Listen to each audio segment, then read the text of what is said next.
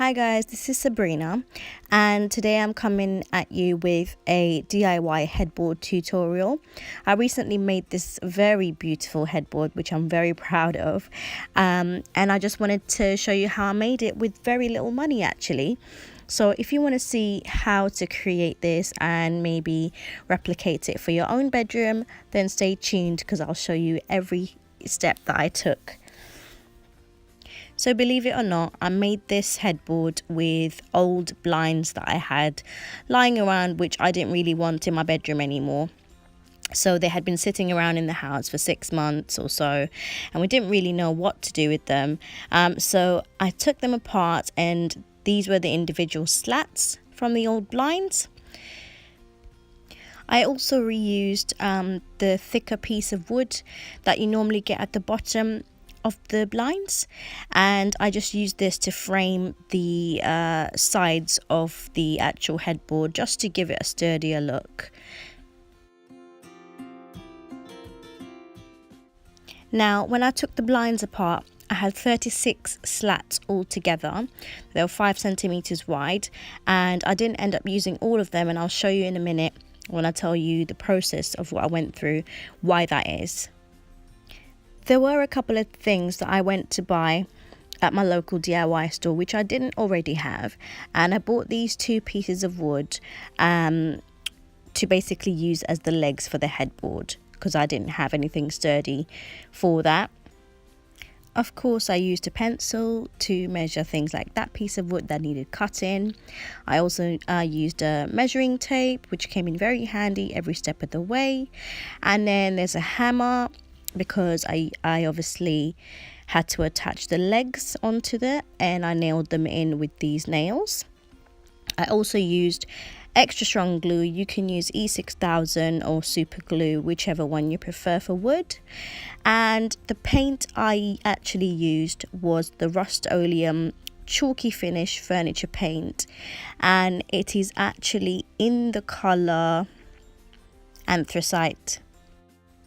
I also used a saw, which I don't have a picture of over here, to saw down the extra pieces of slats that were just overhanging and I didn't need them anymore, and also the legs to cut them to size. So I started by doing this kind of lattice pattern, so laying some slats vertically and some horizontally.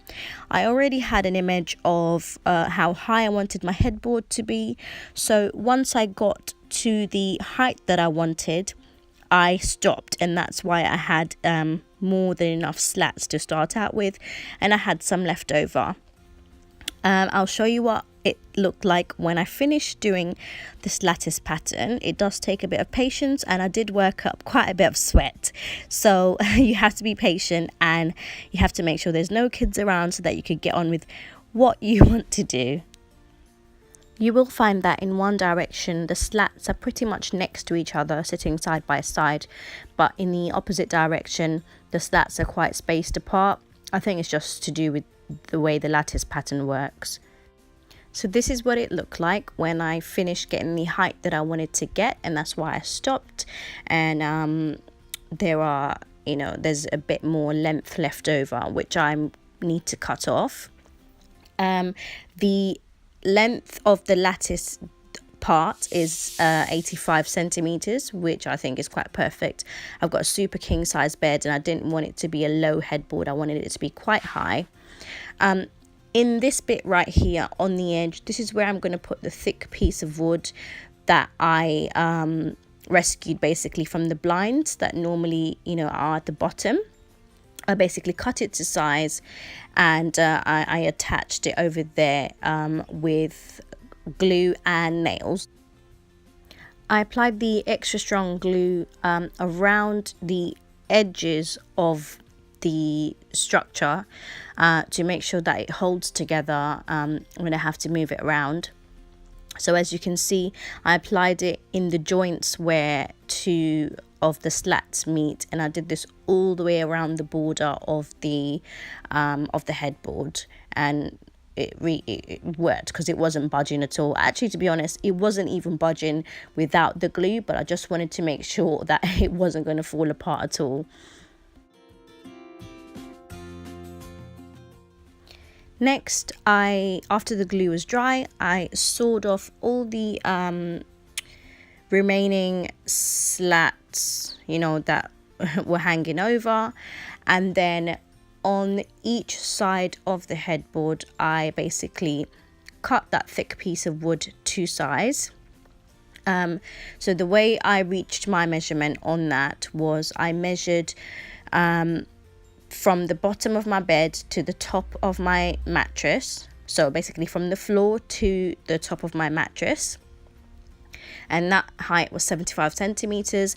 And then I added on the actual height that I got from the headboard, so I added those two together, and that was the length of each of the legs. And then I nailed them on to each side of the headboard, and that's how I attached my leg. That part I actually forgot to film, so I do apologize for that, but you will see in the next part what that looks like. Here you can see me using the paint for the final stage of this DIY. However, before I used the paint, the bits that I sawed off, the hanging bits of the remaining slats, and also the legs that I cut to size, I did sand them before I started painting the headboard. So make sure you don't forget that part, because if you don't sand them down, you're going to have a lot of accidents, and you might, you know, cut yourself or get some splinters into your skin, and you don't want that happening. So when applying the paint, I basically learned that in the joints, you have to make sure you actually dig your paintbrush in, so that the paint goes into the joints, and you don't have any bits of wood showing through. And this is what it looked like when I finished painting it. And make sure wherever you are doing the painting, you don't want to do it in a place where you don't want paint to get all over, for example, your rug or your furniture or your floor. So make sure you lay a sheet if you're doing it indoors, just so that if any paint spills over, you've got everything protected. Or you do it out in the garden, whichever one you prefer. I just did it indoors because it was a cold day and I didn't want to go outside. But this is how it looked, and I was very, very chuffed with the results. And obviously you've seen a picture of it, but this is the end result, and I've been enjoying my headboard so far for a couple of weeks. I really love how it looks. I just feel so happy when I walk into my bedroom and see that. And every morning when I wake up and make my bed just looks complete with a headboard now. I absolutely loved the Rust-Oleum paint. It gives a nice matte finish, and it goes with the color scheme of my bedroom. I love the lattice pattern, which I've never seen before. But if you guys want to give it a try, please do.